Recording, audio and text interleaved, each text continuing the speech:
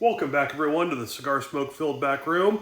I am Doug with Tusk Consulting, tuskconsulting@gmail.com, tuskconsulting@gmail.com. If you are a pro-gun Republican and you need political consulting help, drop me a line at that email address. We'll work with you.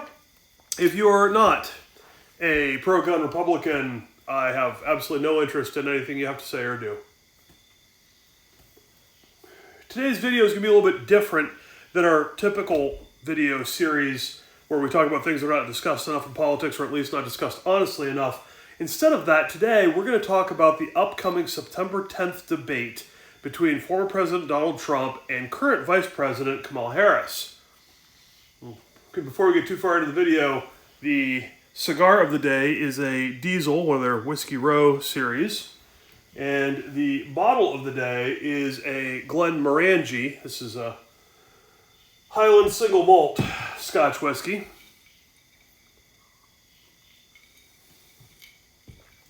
Anyhow, the September 10th upcoming debate. So a little refresher, when we've talked about debates before, is that debates are theater, not substance. This is not a high school debate. It's not an academic debate with judges. Nobody's going to score you points or give your team credit for some arcane detail or some, this is theater. It's on television for a reason.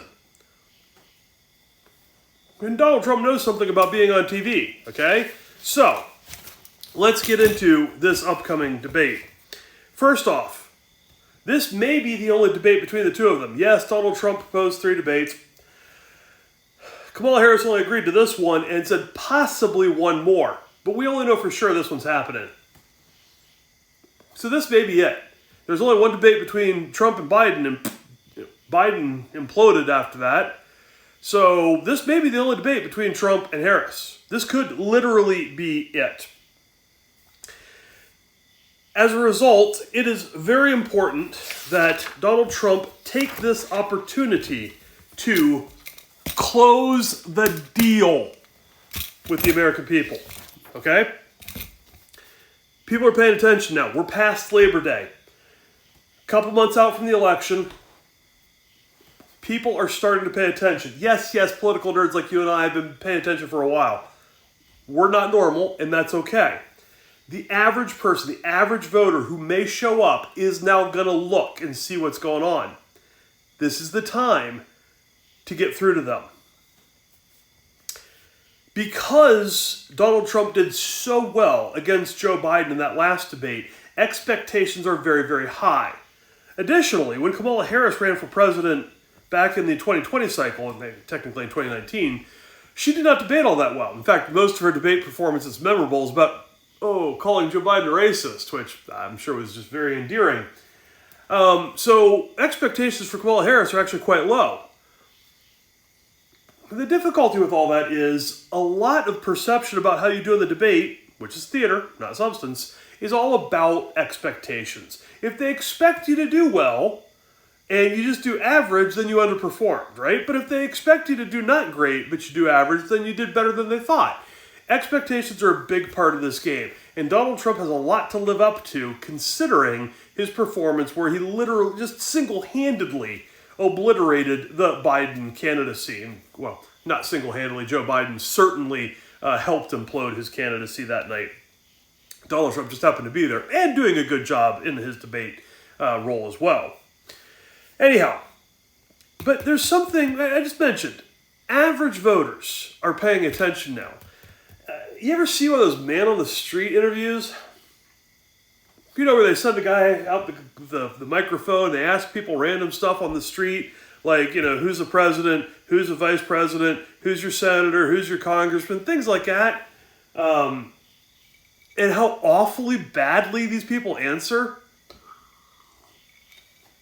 If you're lucky, they may know who the president is. But vice president, senator, congressman, a lot of them don't know any of those. Okay? So while we all know Kamala Harris is the vice president, a lot of people don't know that. Or they've forgotten it if they ever knew it. So this rolls into my first point about the role I think Donald Trump should play. Respectfully, Mr. President, you need to play a role. You've been on TV plenty. You know what it's like.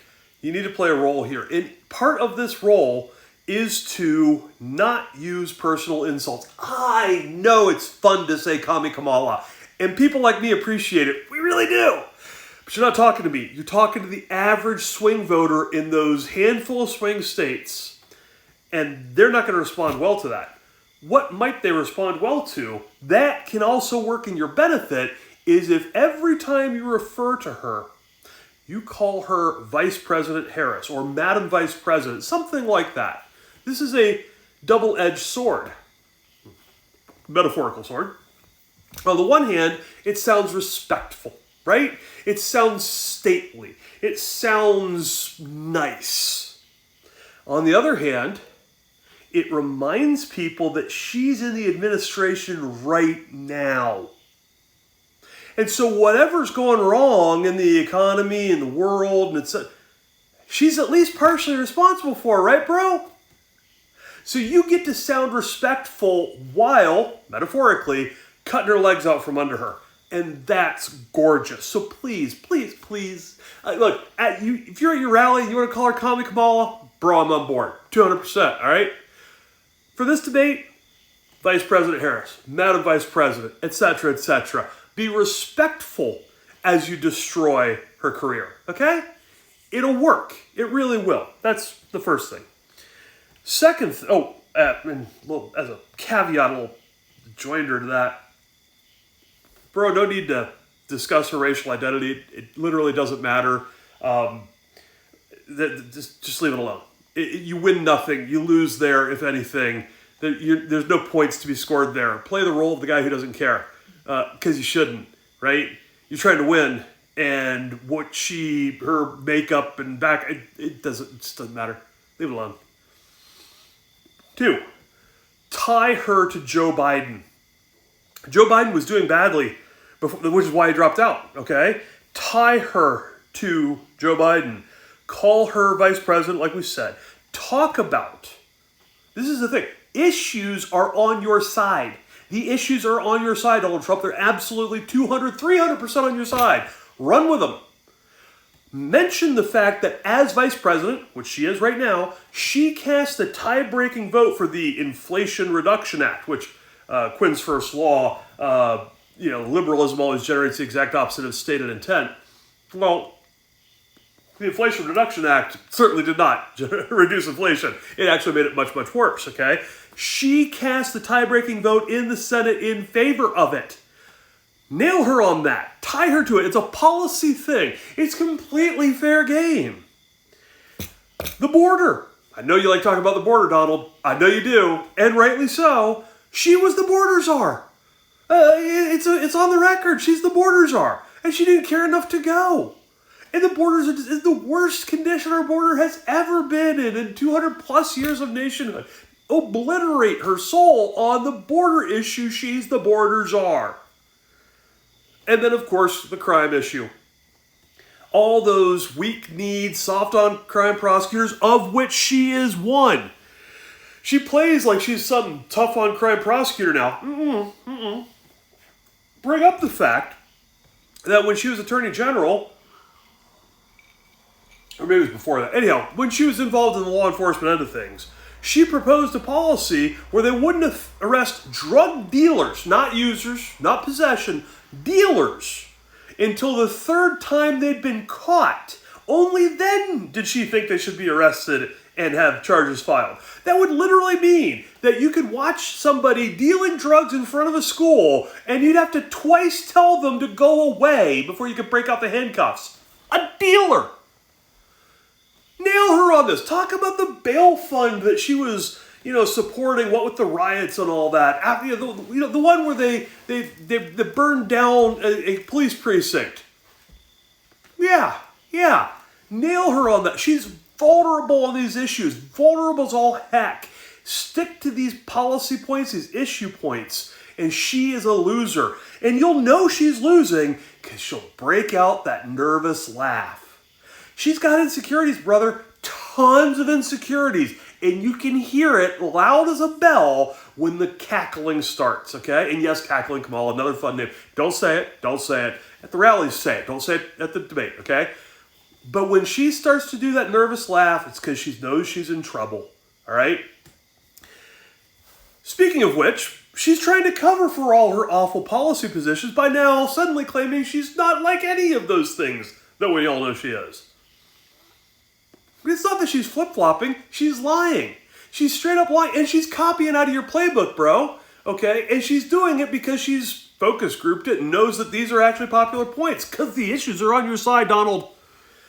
So don't let her get away with it. Call her out for her. Don't say she's flip-flopping. Say she's lying. Say she's telling you anything that she thinks she has to in order to win, and then she'll do what she actually believes. And what she actually believes is very, very, very, very, very liberal, okay?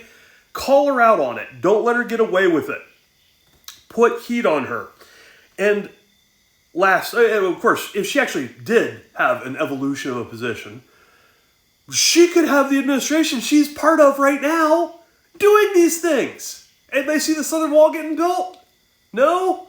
It's because she is lying. Okay? Last point. Don't let her get under your skin. She's going to try to get under your skin. She's going to use personal stuff.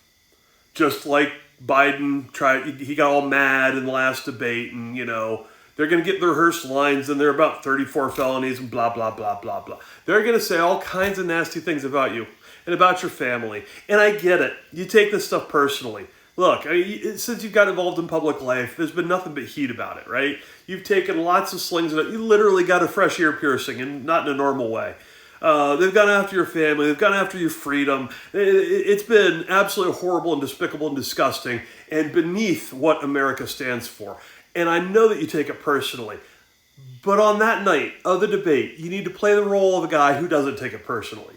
Because that is what bullies do. They try to get an emotional reaction out of you. Because angry people make mistakes. Don't let that happen. Don't let them get under your skin. Don't let them bully you. Be above it. Be aloof. Talk about how things were better when you were president and they can be better again, and you know how to do it based on the issues. So, in summary, would a 1980 Reagan-Carter, are you better off now than 4 years ago line work? Sure it would.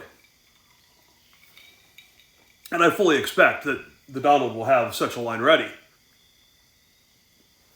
But there's something more to it.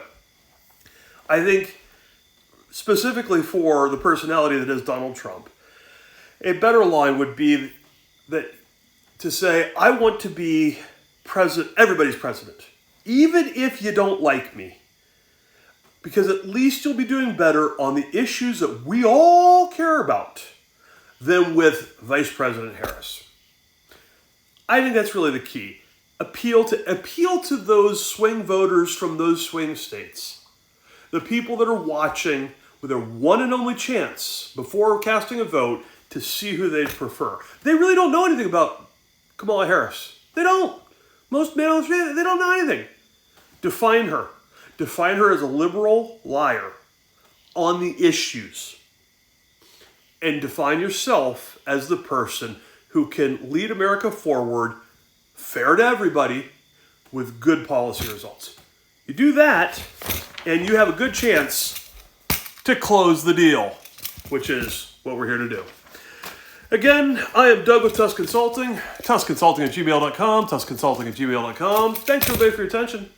Probably have a post-debate review also. Talk to you then.